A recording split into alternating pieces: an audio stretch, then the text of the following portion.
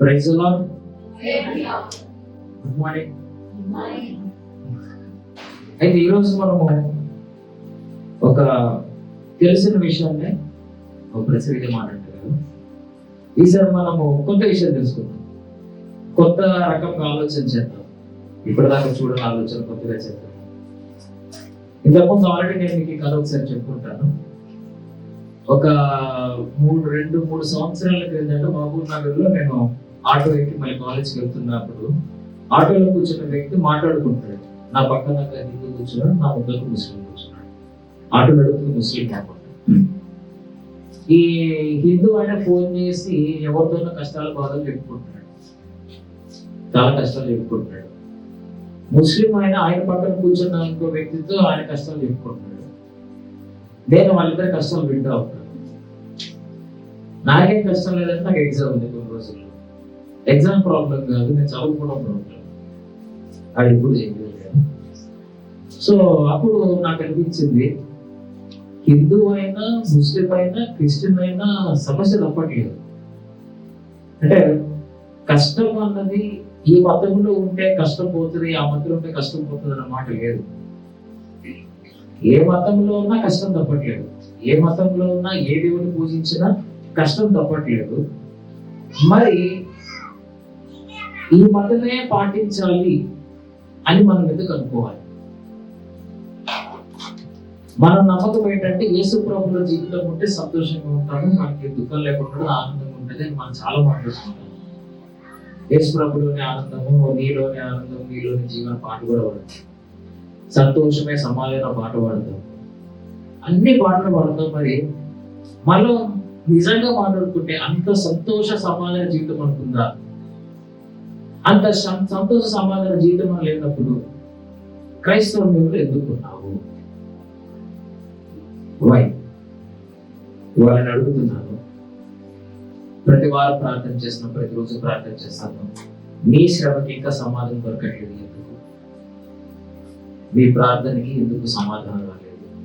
నీ జీవితం ఎందుకని ఇంకా శ్రమల్లోనే ఉంది? నువ్వు ప్రత్యేకించబడ్డావని నమ్ముతున్నావు. యేసు ప్రభువుని నమ్ముకున్నప్పుడే నువ్వు ప్రత్యేకించబడ్డావని అనుకుంటున్నావు. మరి నీ ప్రత్యేకించబడ్డ జీవితంలో ఇంకా శ్రమలో ఎందుకు ఉంటుంది? ఇవాళ మనం దాని గురించి మాట్లాడుకుందాము. ముందుకెళ్లే ముందు వచ్చిన ప్రార్థన చేసుకొని ముందుకు సాగుతాము. పరిశుద్ధుడ సర్వోన్నతుడ కృపా సత్య సంపూర్ణుడ పరిశుద్ధుడు మాత్రమే మీ కృపాన్ని మహిమ మీ ఆశీర్వాదం చొప్పున తండ్రి ఈ రోజు మీ పరిశుద్ధ ఆలయంలో తండ్రి మీ వాక్య ధ్యానం కొరకు కూడుకుని ఉన్నాము దేవా. ఇప్పుడు మేము పాడిన పాటల్లో మీరు మేము పొందాలని నమ్ముతున్నాము. మా ఆరాధన మీరు అంగీకరించాలని నమ్ముతున్నాము తండ్రి. మరి ఇప్పుడు కొద్దిసేపు తండ్రి మీ వాక్య ధ్యానం చేయబోతున్నప్పుడు తండ్రి వాక్యం ద్వారా మాతో మాట్లాడండి తండ్రి. వాక్యం ద్వారా మాకు చెప్పండి దేవా. మా పొరపాట్లు మాకు చెప్పండి, మా తప్పులు మాకు తెలియజేయండి తండ్రి. దేవా వాటిని సరి చేసుకొని తండ్రి మీరు చూపించిన మార్గం నడవడానికి మరి అవకాశం దయచేయమని కోరుకుంటున్నాను తండ్రి. ఈ రోజు ఇక్కడ నిలబడిన నాకు తండ్రి ముఖ్యంగా నా ఆలోచనలు నా అభిప్రాయాలు కాదు కానీ తండ్రి మీ నుండి వచ్చిన మాట మాత్రమే కొనుక్కున్నట్టు నిలబెట్టండి తండ్రి. దేవా ఆది నుంచి అంతవరకు ఎటువంటి ఆటంకం లేకుండా తండ్రి ప్రతి ఒక్కరు పూర్ణ మనసు దగ్గర ఉండి దేవా ప్రతి ఒక్క మాట విని తండ్రి మేమందరము మారు మనసు కలిగి ఇవాళ వెళ్ళినట్టు కృప దయచేయమని ఈ సమయంలో ఈ చిన్న వాక్యమును తండ్రి మీరు ఆశీర్వదించి నాకు సాగిస్తారు. యేసుక్రీస్తు పరిశుద్ధ పుణ్యనామం విఖ్యాత వినియోగాన్ని వేడుకొని ప్రార్థన చేయించున్నాను తండ్రి. ఆమేన్. మన సంఘం చాలా గొప్పది. నేను సరదాగా చెప్పట్లేదు, నిజంగా ఆ కార్యాలను చూశాను కాబట్టి చెప్తున్నాను. అంటే నేను మార్నింగ్ ప్రేయర్స్ లోగా ఈవినింగ్ ప్రేయర్స్ చాలా తక్కువ కనిపిస్తాను. 5 సార్లు వచ్చాను ఆన్లైన్ ప్రేయర్స్ కి, చాలా తక్కువ సార్లు వచ్చాను. కానీ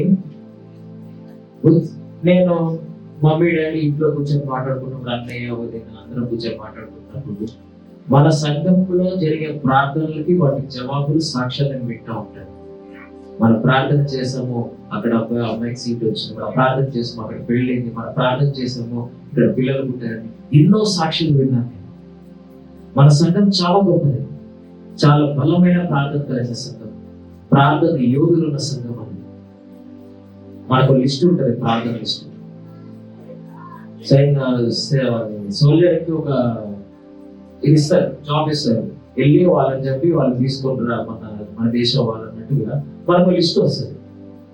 ఆ లిస్ట్ లో పని జరిగేంత వరకు ప్రార్థన చేస్తూనే ఉంటాం.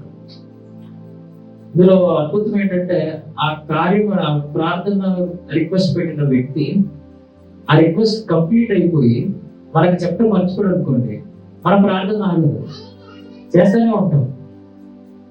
వాళ్ళ సాక్ష్యం చెప్పేందుకు ప్రార్థన చేస్తూనే ఉంటాం. చాలా గొప్ప ప్రార్థన మనది. నేను చూసి మార్నింగ్ 5 o'clock స్టార్ట్ అవుతుంది, అప్పుడప్పుడు 7, 8 to 10, రాత్రి 8 స్టార్ట్ అవుతుంది, మన రాత్రి 10. ఎప్పుడు చూసినప్పుడు ఏం ఉంటామో ఒక ఫోన్ సపరేట్ పెట్టేసాం మేము ఇంకా ప్రేయర్స్ కోసం చర్చ్ పోవాలని. మా టైం, మా షెడ్యూల్స్ అన్ని, మా ప్రయాణాలన్నీ కూడా ప్రేయర్స్ దగ్గరగా మార్చుకుంటున్నాము. అంటే మేము ఒక్కరిమే ప్రార్థన చేసినట్లు ఇంకా మేము చూడము, కానీ మన సంఘం అంతా కలిసి ప్రార్థన చేస్తాం. చాలా అద్భుతం. మరి ఇంత మంచి ప్రార్థన ఉన్న మన సంఘము, మనందరము చాలా మంది కాల్ చేసి, మన చుట్టుపక్కల ఏరియా కాదు, ఆంధ్ర నుంచి కూడా కాల్స్ వస్తుంది, మాకు ప్రార్థన అవసరం ఉంది అని. అంత ఉండి కూడా మన వ్యక్తిగత మన వ్యక్తిగత అవసరాలు పూర్తిగా తీరిపోయినాయి అంటే మనం ఎవరు అవునని చెప్పలేము. మన వ్యక్తిగత అవసరం పూర్తిగా తగ్గినట్టు ఎవరని చెప్పలేము. అంతే నేను పూర్తిగా సంతోషంతో మునిగిపోయి ఉన్నాను, నా కుటుంబంలో నాకు ఏ కొరత లేదు, అసలు నాకు ఆనందం ఎక్కువ అయిపోయి గతులేస్తున్నాను, అంత నా గురించి ప్రార్థనకి ఏమీ లేదు కాబట్టి అందరి గురించి ప్రార్థన చేస్తాను వాళ్ళు ఎవరు ఉన్నారు? వేరే నాకు ఇంకా బీసీ రావాలి, ఇంకా చదువుకోవాలి, ఎక్కువ చాలా మంది ఉన్నారు. ఏది చెప్పడానికి ఏం లేదు.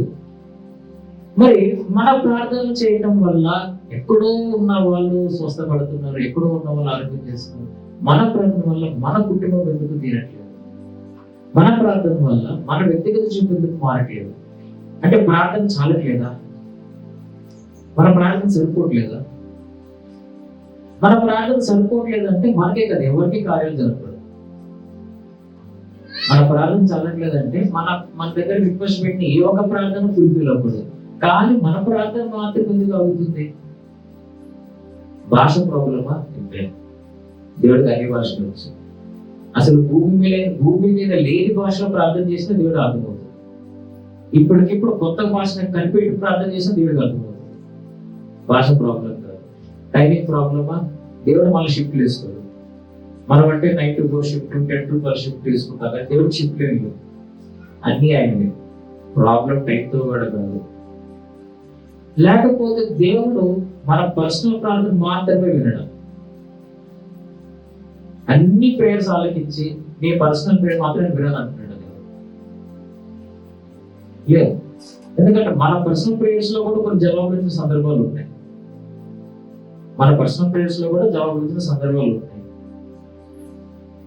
కానీ ఇంకా మనం ఎంతో కాలం ఎదురు చూసిన కార్యం విడిపోయింది. ఎంతో కాలం ఎదురు చూసిన కార్యం విడిపోయింది. నేను చూసాను, కొంతమంది 10 సంవత్సరాలు ఎదురు చూసిన వాళ్ళు ఉన్నారు, 15 సంవత్సరాలు ఎదురు చూసిన వాళ్ళు ఉన్నారు. ఒక వ్యక్తి ఉన్నాడు 100 సంవత్సరాలు ఎదురు చూశాడు. ఎవరు తెలుసా? నోవా. అబ్రహాం 100 సంవత్సరాలు బిడ్డ కోసం ఎదురు చూసాడు ఉన్నాడా? నోవాహు 900 సంవత్సరాలు బ్రతికాడు. అందులో 100 సంవత్సరాలు దేవుడు పంపించే వర్షం కోసం ఎదురు చూస్తూనే ఉన్నాడు. 100 సంవత్సరాలు అంత ఎదురు చూసిన వాళ్ళు ఉన్నారు బైబిల్లో. మనందరికీ నిరీక్షణంగా అబ్రహాం ఒకరి గుర్తొస్తారు. ఎందుకంటే ఆయన ఎదురు చూసి ముసలి పిల్లలు పుట్టారని మనం వెంటనే దేవుడు చెప్పమని అడిగాడని ఏ గుర్తొస్తుంది. కానీ నోవాహు ఎదురు చూసిన ఎదురు చూపు అంతేందుకు కాదు. అబ్రహాంకి దేవుడు మాట వినిపించింది, అట్టెళ్ళి ఇట్టెళ్ళని చెప్తా ఉన్నాడు, మా దారిపడుతున్నాడు. నోవాహుకి 100 సంవత్సరాల ముందు ఒకసారి కనిపించి పడబడుతున్నాడు, అంతే మాయ. ఇక లేడు దేవుడు, సామాన్యంగా లేని తర్వాత మాయైపోయాడు దేవుడు. అడవి మధ్యలో చెట్లతో అది పడవ కడుతున్నాడు, అక్కడ సముద్రం లేదు, అడవి మధ్యలో కడుతున్నాడు. ఆ చుట్టుపక్కల వాళ్ళు అనేక మంది దేవుని పూజించే వాళ్ళు వచ్చి తిడతా ఉంటారు. 3 పిల్లలు, వాళ్ళకి పెళ్లి కాలేదు, వాళ్ళు పెద్దలు అవుతున్నారు. పిల్లలు కూడా 100 సంవత్సరాల వయసుకు వచ్చారు. వర్షం అంత ఎదురు చూశాడు నోవాహు ప్రార్థన కూడా దేవుడు అంతకాలం ఆలోచన వెయిట్ చేశాడు. నోవాహు ప్రార్థన కూడా దేవుడు అంతకాలం వెయిట్ చేశాడు.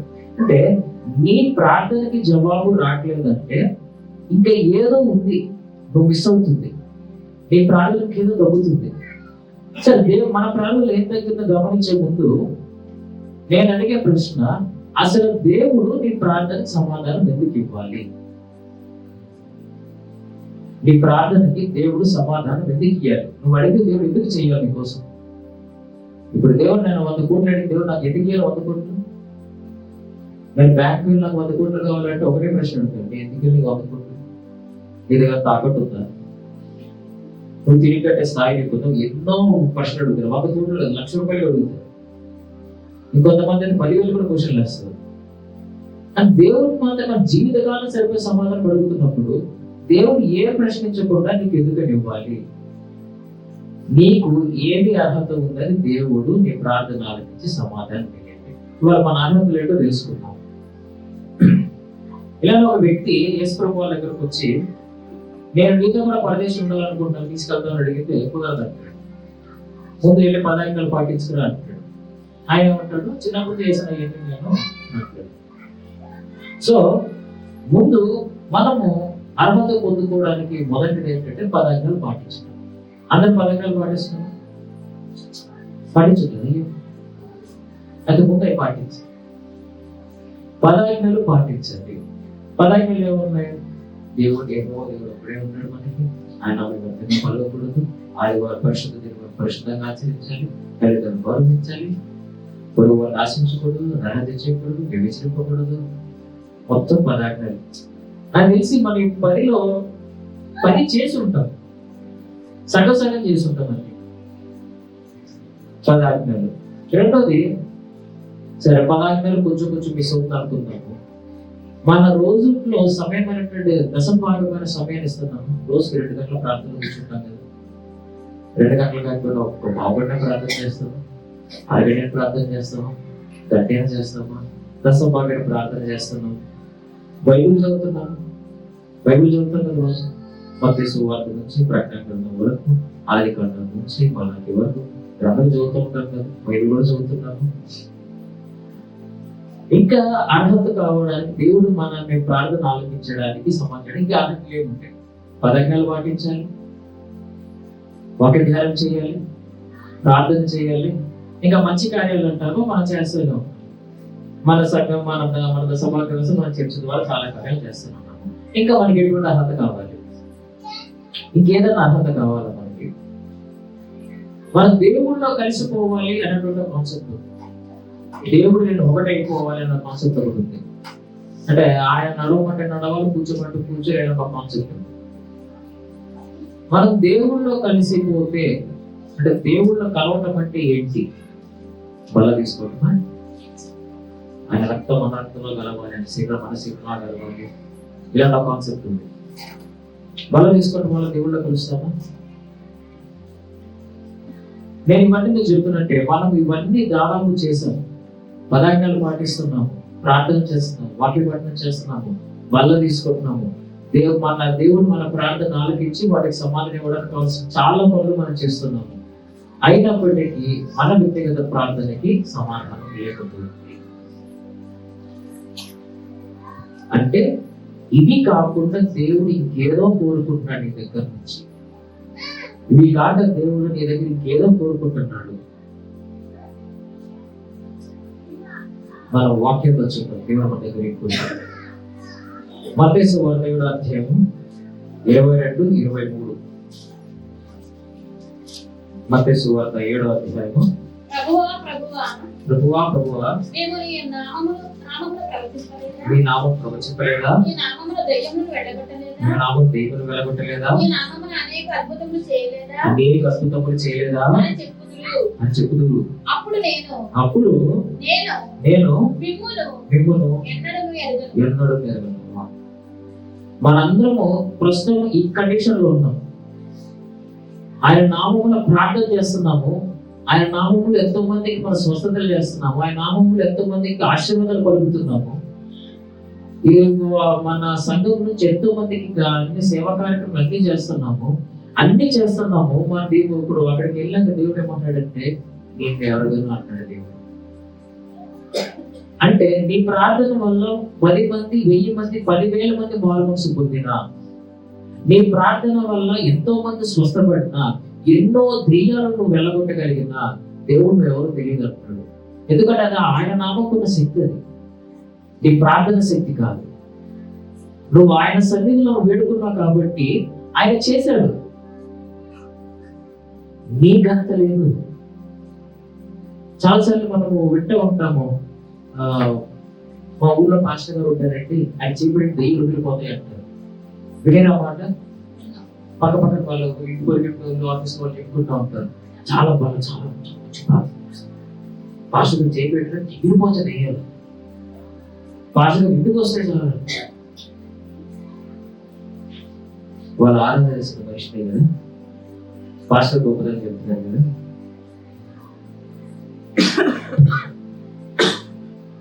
అంటే ఈ పైనవన్నీ ఆజ్ఞలు ప్రార్థనలు వాటి పట్ల చేసి మనం ఎన్నో అద్భుతాలు చేసిన వాటన్నిటికీ దేవుడు ఆలకించాడు, సమాధానం ఇచ్చాడు. కానీ నువ్వెవరు అంటే దేవుడికి తెలియదు అంట.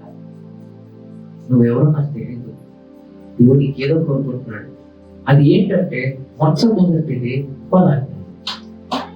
అదేంటంటే పదార్థాలు అయిపోయింది కదా, మళ్ళీ ఇంకో పదార్థాలు ఏంటన్నామంటే ఈ పదార్థాలు నిర్గమాకాండం విరమర్చన పదార్థాల గురించి చెప్పట్లేదు. నేను చెప్పే పదార్థాలు మత్తయి సువార్త 22వ అధ్యాయం 37-40 ఉన్న పదార్థాల గురించి చెప్తున్నాను. మత్తయి సువార్తలో కూడా ఉన్నాయి పదార్థాలు. మత్తయి సువార్త 22వ అధ్యాయం 37-40.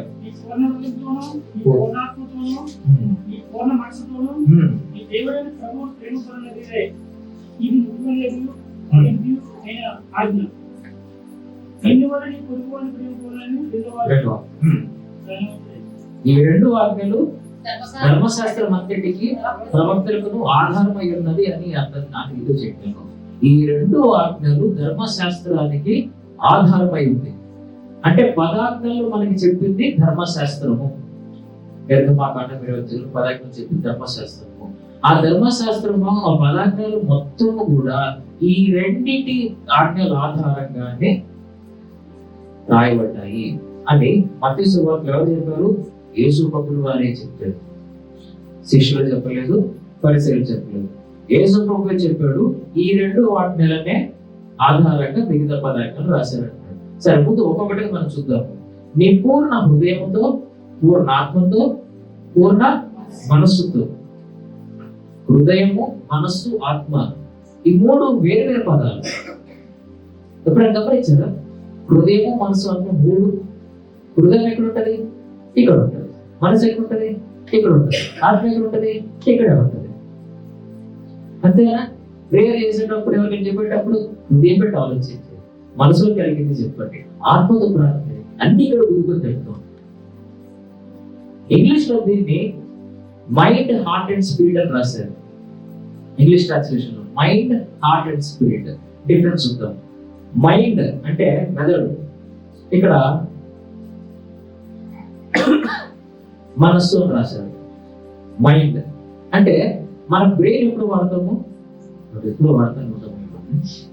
24% బ్రెయిన్ వాడుతూనే ఉంటాం. ఇప్పుడు ఇక్కడ నిలబడ్డాను, బ్రెయిన్ వాడుతున్నాను. అక్కడికి వెళ్ళి వాటర్ తాగుతాను, బ్రెయిన్ వాడుతున్నాను. డ్రైవింగ్ చేస్తున్నాం, బ్రెయిన్ వాడుతాం. క్లాస్ వింటాము, మా క్లాస్ చెప్తాము, వర్క్ చేస్తున్నాము, ఆఫీస్లో ఉన్నాము, కంపెనీకి వెళ్ళాము, ప్రతి చోట బ్రెయిన్ వాడతాం. అంటే బ్రెయిన్ యాక్టివ్ గా ఉన్న సందర్భము, మనము యాక్టివ్ గా తెలివితో ఉన్న సందర్భము. ఆ సమయంలో నువ్వు ఎప్పుడైతే పూర్ణ హృదయం, పూర్ణ మనస్సుతో, ఫుల్ మైండ్ యాక్టివ్ ఉన్నప్పుడు ఆ మైండ్ తో దేవుణ్ణి ఆరాధించగలవా? అంటే మొత్తం ఫుల్ డ్రైవింగ్ చేసినప్పుడు ఆరాధన చేయగలవా? ఫుల్ కాన్సన్ట్రేషన్, వాటి స్పీడ్ అవుతున్నావు, అప్పుడు అనవగలవా? కంపెనీలో ఉన్నావు, వర్క్ వస్తుంది, సడన్ గా మాస్టర్ అవుతుంది, ఆ మేనేజర్ వస్తాడు, హల్లెలూయా అని చెప్పగలవా? చెప్పలేం కదా. కాన్సన్ట్రేషన్ ఉండదు మనకి. మధ్యలో ఏదైనా పాట గుర్తొచ్చిందంటే బలా అయిపోయింది, పాట వస్తుంది. 2 కలిపి చేయలేము. పూర్ణ మనస్సుతో ఆరాధించమంటారు దేవుడు. రెండోది పూర్ణ హృదయంతో. హృదయం అనే పదం దేనికి వాడతామంటే ఎమోషన్స్, భావాల గురించి హృదయం వాడతాం. అంటే నేను పని చేస్తున్నప్పుడు కానీ, ఏదైనా ఇక్కడ నిలబడినప్పుడు కానీ, నడుస్తున్నప్పుడు కానీ నేను దానిలో ఎమోషన్స్ ఏం ఫీల్ అవును. అందులో అసూయ, ద్వేషము, బాధ ఏం ఉండదు. ఆ పేరు దాని పని నేను చేసుకుంటూ పోతుంది. మనం ఇంటికి తిరిగి వచ్చేటప్పుడు ఇక్కడ టైం తిరగాలి, ఇక్కడ ఆలోచన చేయము. మన కాళ్ళు ఆటోమేటిక్ తిరుగుతాయి. అక్కడికి ఆలోచన చేయము. మనసు ఉంది, మన హృదయం పెట్టి పని చేసేటప్పుడు మాత్రం ఆలోచన చేస్తాము. వాళ్ళు బాధపడతారేమో, వీళ్ళు బాధపడతారేమో, మన మాట జాగ్రత్త పరిస్థితులు ఆలోచిస్తాము. ఆ మనస్సు పెట్టి అలా మన హృదయంలో ఎమోషన్స్ ఆలోచన చేసినప్పుడు దేవుని ఆరాధన చేస్తున్నామా? ఎమోషన్స్ తో. అంటే మనకి తెలిసిన ప్రార్థనలో మనకు తెలిసిన ఒకే ఒక ఎమోషన్ ఏంటంటే కన్నీరు కావడం, ఏడు ప్రార్థన. ఏ చేసి ప్రార్థన చేస్తున్నాం ఒకటే ఎమోషన్ వాడుతాం మనం ప్రేయర్ చేసేటప్పుడు. దేవుడు మనకి ఎన్ని ఎమోషన్స్ ఇచ్చాడు? కోపం ఇచ్చాడు, బాధ ఇచ్చాడు, ఆనందం ఇచ్చాడు. అన్ని ఎమోషన్స్ విడిచిపెట్టి ఒక ఏడుపు అనే ఎమోషన్ ఒక్కటే వాడి ప్రార్థన చేస్తాం. ఎందుకంటే కన్నీటి ప్రార్థన దేవుడు ఆలపిస్తాడు, మనం నమ్ముతున్నాం కాబట్టి. అంటే మన ప్రార్థనలు రకరకాల ప్రార్థనలు చేసి ఈ ప్రార్థన చేయడం వల్ల అయినా దేవుడు ఆలపిస్తాడు ఏమో అని ఏడ్చి ప్రార్థన చేస్తాం. పూర్ణ హృదయం కాదు అది. ఒకటే ఒక ఎమోషనే వాడుతున్నాం, పూర్ణ హృదయం కాదు. ఆఖరిగా ఆత్మ ఉంది. పూర్ణ ఆత్మతో ఇది చాలా కష్టం. ఎందుకంటే ఆత్మతో ఎలా ప్రార్థన చేయాలో మనకు తెలియదు అసలు. ఆత్మ ఎట్లా మనకు చాలాసార్లు నేను లాస్ట్ వీక్ కూడా చెప్పాను. లాస్ట్ టైం ఇక్కడ ఉన్నప్పుడు చెప్పాను. ఆత్మను అదుపు చేసే శక్తి ఉండదు కొంతమందికి. విన్నారా? దొంగపరచడం. దేవుడు ఆత్మ నన్ను పిలుస్తుంది అంటాడు, దేవుడు ఆత్మను నడిపిస్తుంది అంటాడు. నా ఒక్క సమయంలో ఆత్మ వచ్చాడు. ఇంటికి వెళ్ళక ఆత్మ రాదా? పడుకున్నప్పుడు ఆత్మ రాదా? అంటే ఆత్మ ఎప్పుడు రావాలో ఎప్పుడు వెళ్ళిపోవాలో మనమే చెప్తాం ఆత్మకి. దేవుడు ఆత్మ దిగి వచ్చిందంటే అది ఉంటది కదా. అంతేగాని స్విచ్ ఆఫ్ ఆన్ చేసినట్టుగా ఇప్పుడు ఆత్మ రావాలి, నేను ఉదయకాలం ప్రార్థన నాకు ఆత్మ రావాలి, నాకు రాత్రి ప్రార్థనలు ఆత్మ రావాలి, నేను ఎవరైనా చేయబెట్టినప్పుడు ఆత్మ రావాలి, ఇలాంటి ఎట్లా రాదు కదా ఆత్మ. ఇలాంటి ప్రార్థన కాదు, ఆత్మ కాదు. ఆత్మతో ప్రార్థన చేయడం అంటే చాలా మంది అనుకున్న మాట ఏంటంటే, మనం ప్రార్థన చేసినప్పుడు దేవుని అతను పైనుంచి దిగి రావాలి, గుండె బుర్రబెట్టాలి, బాడీ చెమట పట్టాలి, ఎన్ని అనుకుని ప్రార్థన. దేవుని ఆత్మ అగ్నిల కింద దిగి రావడం ఆత్మ ప్రార్థన కాదు. నీ ఆరాధన అగ్నిల పైకి లేవాలి, అది ఆత్మతో ఆరాధన. దేవుడి కింద నువ్వు దేవుడిని చేరుకోవాలి. నువ్వు ప్రార్థన చేస్తున్నప్పుడు నీ మనసు తేలికపడాలి, నీ హృదయం తేలికవ్వాలి. సార్ దేవుడి సన్నిధిలో గడిపోయిన ఆనందాన్ని కలగాలి. అలా కాకుండా ప్రార్థన చేసిన కూడా ఒకవేళ మంచి ప్రార్థన చేసి అనిపించకూడదు నీకు. నీ హృదయము దేవుడి వైపు ఎదగాలి. అది ఆత్మతో కలిగినటువంటి ఆరాధన. పూర్ణ హృదయంతో, పూర్ణ ఆత్మతో, పూర్ణ మనసుతో ఏం చేయాలి? ప్రేమించాలి.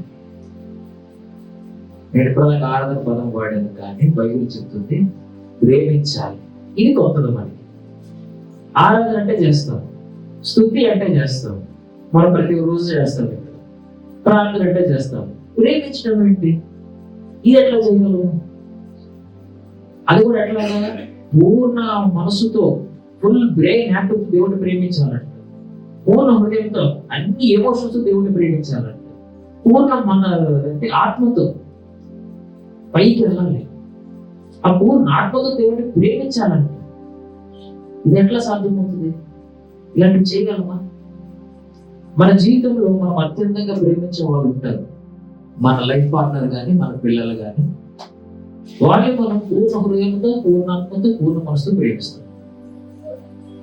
మనం ఒక గంట ఎక్స్ట్రా పని చేసినా వాళ్ళకి ఏదో కొనియడానికను, ఒక గంట ఒక ఆలోచన చేసే ముందు ఈ పని చేస్తే ఆయన బాధపడతాడా, ఆమె బాధపడుతున్నా, పిల్లలు బాధపడుతున్నా ఆలోచన చేయడం.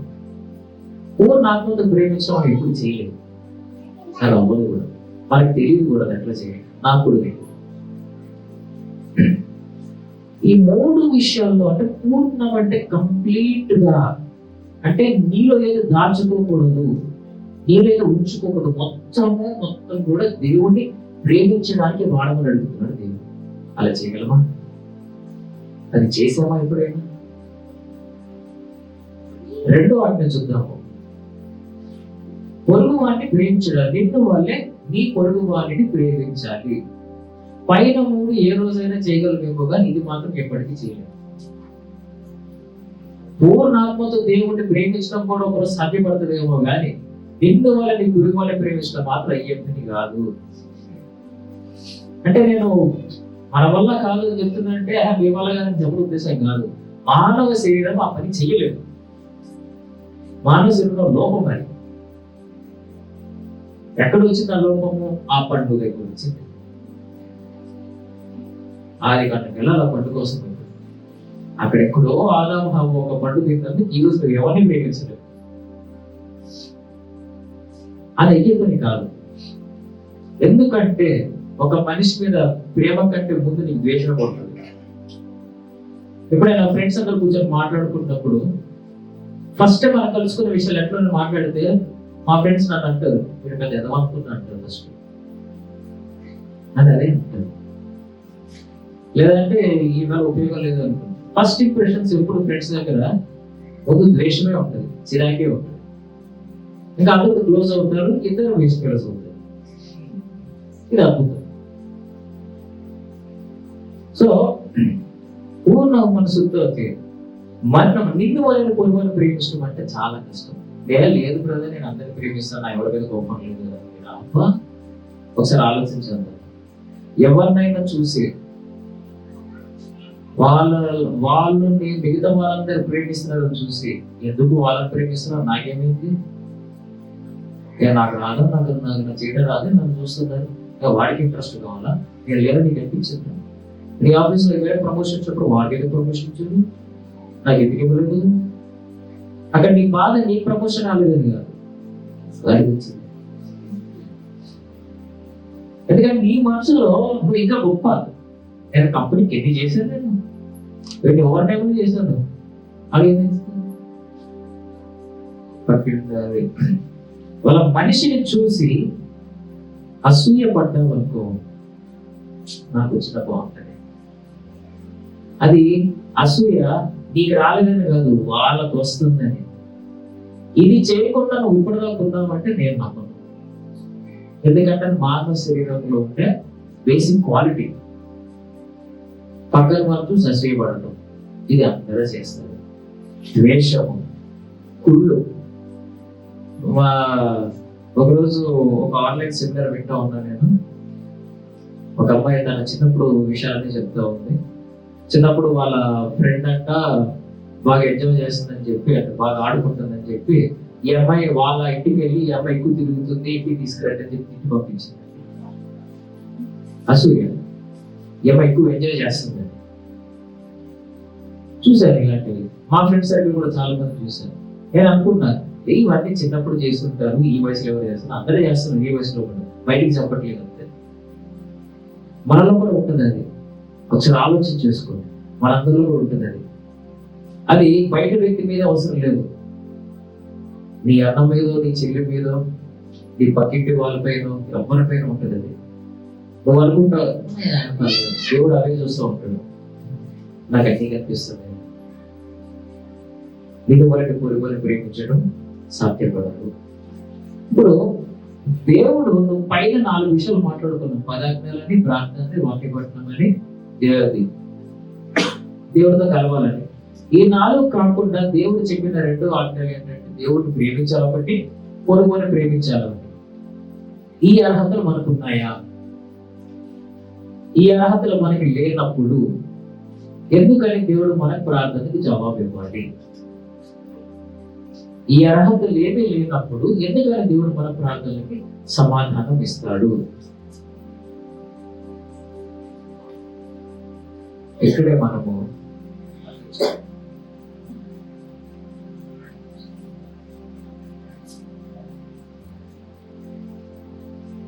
మనము అర్థం చేసుకోవాల్సిన విషయం ఏంటంటే, నీకు ఆ అర్హత లేదు అని దేవుడికి తెలుసు. నువ్వు అనుకోవచ్చు నాకు అర్హత ఉందని, కానీ నీకు లేదని విషయం దేవుడికి తెలుసు. నీకు అర్హత రాదు అని కూడా తెలుసు. అయినప్పటికీ దేవుడు నీ పట్ల కార్యం చేస్తాడు. నీకు అర్హత లేదు, రాదు.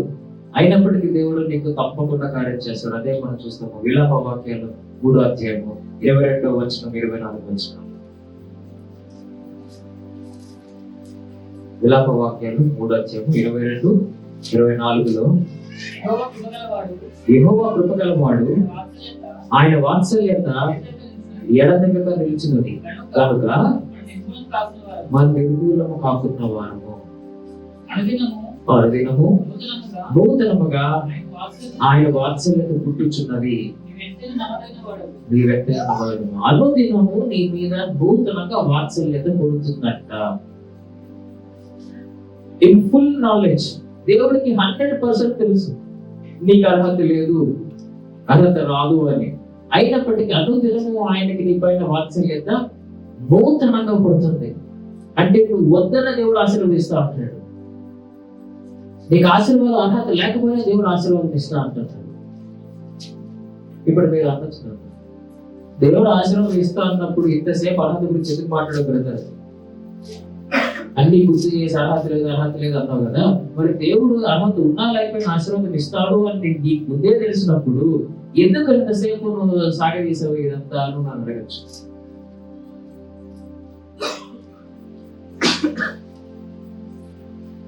దేవుడు నీకు తప్పకుండా ఆశీర్వాదం ఇస్తాడు, కానీ ఆశీర్వాదం ఇచ్చే ముందు కొంత ఆలస్యం జరుగుతుంది. ఇవాళ మన మాట ఆ ఆలస్యం ఎందుకు జరుగుతుంది? ఆ మాట ఆలస్యం ఎందుకు జరుగుతుంది అని అదే విలాప వాక్యాలు 3వ అధ్యాయము 27, 28 చూడండి. యవన కాలమున కాడి మోయుట నరుడికి మేలు, అతని మీద దాన్ని మోపినవాడు యెహోవాయే. చాలు. అంటే నీకు ఆలస్యం అవ్వడానికి కారణం ఎవరు? దేవుడే. దాన్ని మోపిన వాడు యెహోవాయే. అంటే నీకు అర్హత లేదని తెలిసినప్పటికీ నీ కార్యం చేస్తానని చెప్తున్న దేవుడే నీకు కావాలని నీ కార్యాన్ని ఆలస్యం చేస్తున్నాడు. ఆలస్యం ఒక 2-3 రోజులు కాదు, 4, 5, 7, 10 సంవత్సరాలు. ఎందుకని ఆలస్యం చేస్తున్నాడు చూద్దాం. ఒక చిన్న కథ చెప్తా. అదే నా సొంత ఇంతకుముందు మీరు వినే ఉంటారు, మళ్ళీ వినండి. 2015లో 2014 ఇంటర్మీడియట్ పాస్ అయిన సంవత్సరం మర్చిపోతున్నాను. ఎందుకంటే బార్డర్ పాస్ అయ్యాను, ఒక మార్క్ ఇటు పెడితే ఫెయిల్ అయ్యేవాడు. 2014లో నా జీవితంలో ప్రార్థన లేదు, చదువు లేదు. ప్రార్థన లేదు, చదువు లేదు. ప్రార్థన లేదంటే నా ఉద్దేశం 2014 మాకు చర్చ పెట్టాలని ఆలోచన లేదు. ఆ డాడీ సంఘంకి వెళ్ళి వాక్యం చెప్పి వచ్చేవాళ్ళు, కానీ ఇట్లా ఒక చర్చ పెట్టాలని మాకు అప్పుడు లేదు. ఆ 2014లో మమ్మీ రోజు స్నానం చేసిన వెంటనే ప్రేయర్ చేసుకుని రా అంటే నేను రూమ్లోకి వెళ్తాను, కలిపేసుకుంటాను, మంచం చుట్టూ బస్సులు తిరుగుతాను, ప్రదక్షిణాలు చేస్తాను, హల్లెలూయా అంటే బయటకు వస్తాను. ఇది నా అద్భుతమైన ప్రార్థన జీవితం 2014లో. లేదు, ప్రార్థన కొంచెం కూడా లేదు. ఇక చదువు విషయం అంటారా? అయ్యో, ఎగ్జామ్స్ రాసే రిజల్ట్స్ వస్తాయి కదా, కింద చూసుకోండి నా పేరు కోసం. నాకు 100% క్లారిటీ నాకు కిందే ఉంటుంది. కింద 3వ 4వ నాదే ఉంటుంది. మళ్ళీ బాధపడతాను, 3 దానికి వెళ్ళింది ఫస్ట్ 2 కింద వచ్చాను. నేను మా ఫ్రెండ్స్ కింద చూసుకుంటాం, నాది 4 కింద ఫస్ట్ 4 కింద సెకండ్. అస్సలు చదువు లేదు, ప్రార్థన లేదు. 2014లో 2017 సీట్ వచ్చింది. 3 సంవత్సరాలు. ఈ 3 సంవత్సరాలు దేవుడు నాకు ప్రార్థన నేర్పించాడు, చదువు నేర్పించాడు. ప్రార్థన చేయడం వచ్చిన తర్వాత నేను సంఘం పెట్టాను. అంటే ఆవిడ గురించే కాదు, ఇంట్లో అందరికీ. చదవటం వచ్చిన తర్వాత నాకు సీట్ వచ్చింది. ఎందుకంటే నా చదువుతో డాక్టర్లో అసాధ్యం, నాకున్న టాలెంట్ అయ్యే పని కాదు. దేవుడు నేను ఏ విషయాల్లో అయితే వెనకబడి ఉన్నానో ఆ విషయాలను ముందుకు లాగడానికి 3 సంవత్సరాలు ఆపాడు. 3 సంవత్సరాలు ఆపాడు. మా ఫ్రెండ్స్ అందరూ కొంతమంది అబ్రాడ్ వెళ్ళిపోయారు, కొంతమంది సెటిల్ అయిపోయారు. కరెక్ట్ గా నా సీట్ వచ్చినప్పుడు నాకు జాబ్ వచ్చిందని చెప్పాడు. వాడికి జాబ్ వచ్చింది, నాకు ఇప్పుడు డిగ్రీ స్టార్ట్ అయింది. 3 సంవత్సరాలు. ఈ 3 సంవత్సరాలు దేవుడు నాకు ప్రార్థన ఎలా చేయాలని నేర్పించాడు. ఆయన 3 సంవత్సరాలు నాకు నేర్పించిందే ఇవాళ ఇక్కడ నిలబడ్డాను కాదు.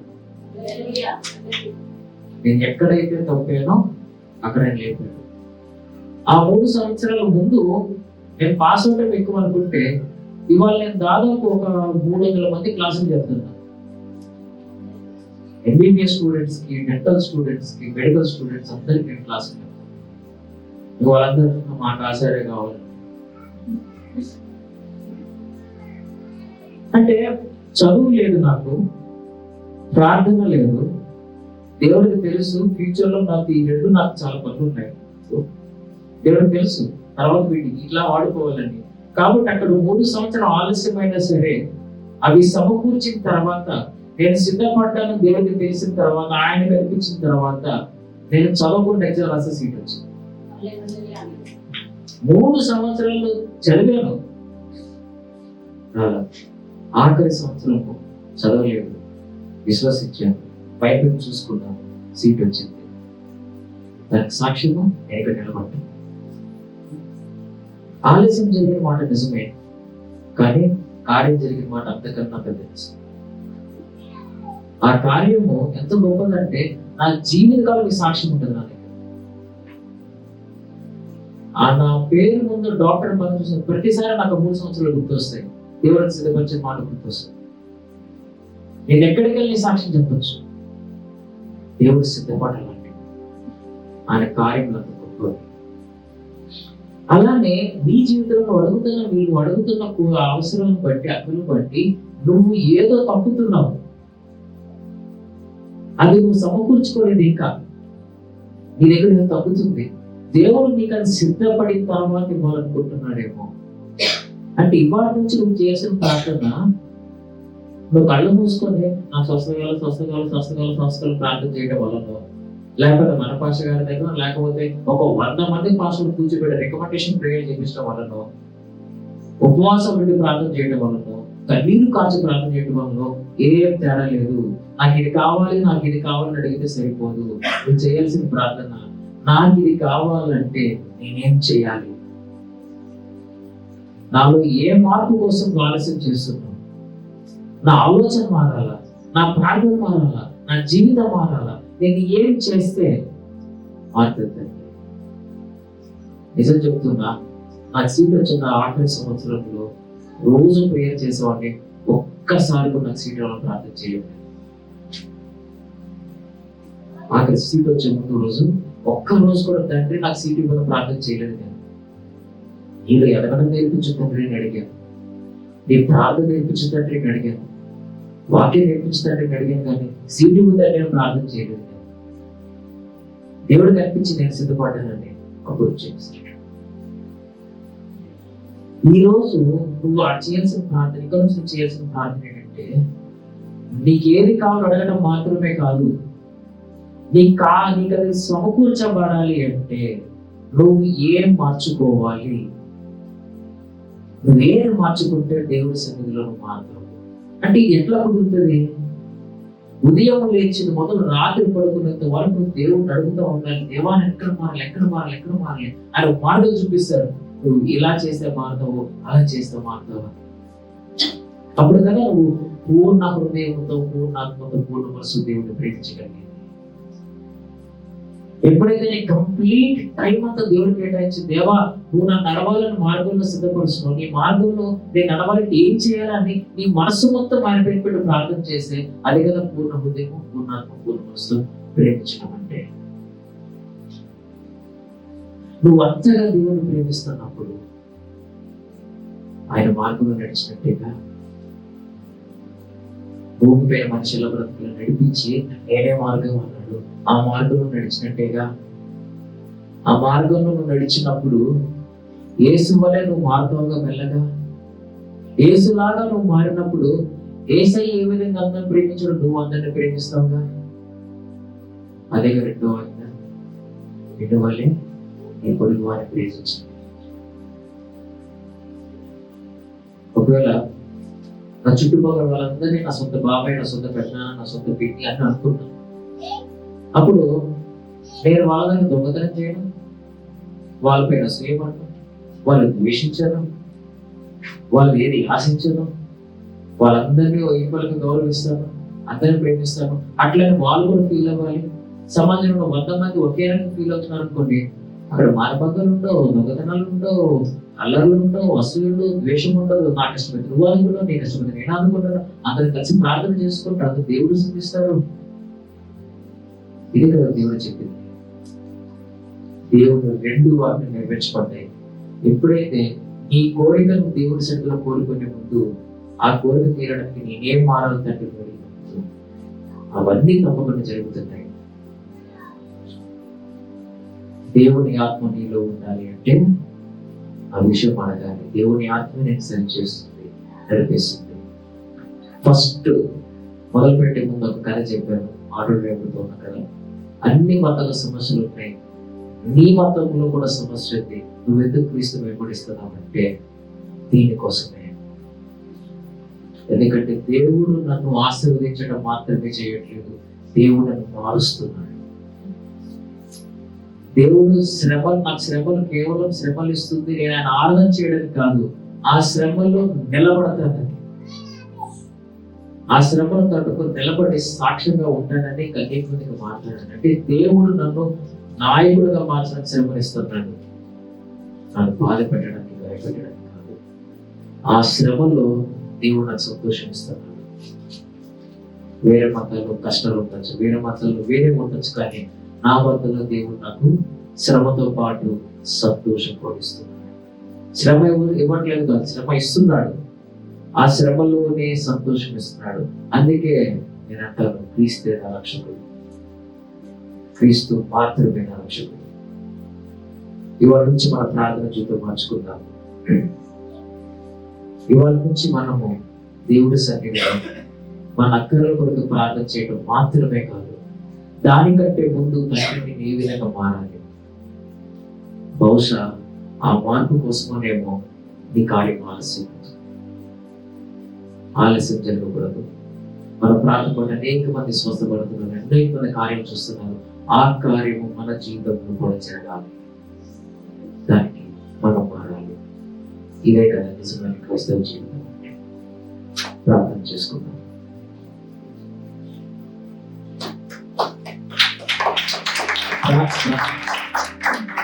ప్రార్థన చేసుకుందాం.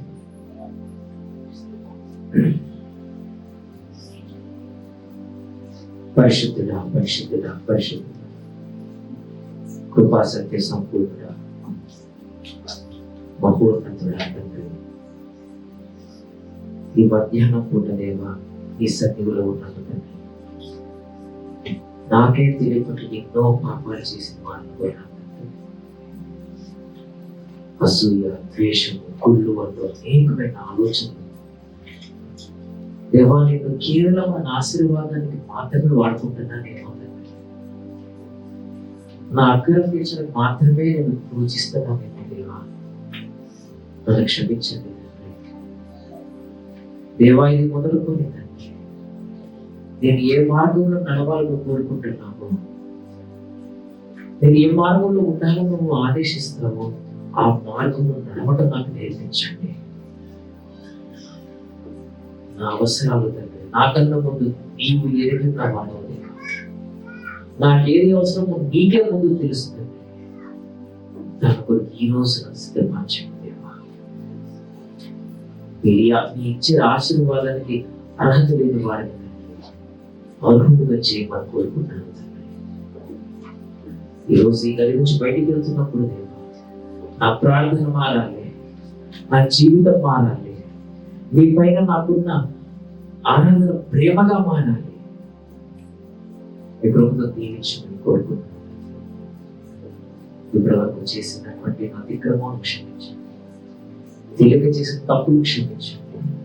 మీకు నూతన జీవితం నాకు అందించి మీ బిడ్డగా నన్ను జీవింపు చేయమని కోరుకుంటున్నాను. యేసుక్రీస్తు పరిశుద్ధ నామమున పిక్కిలు విని ఎక్కడికి వేడుకొని ప్రార్థన చేయించిన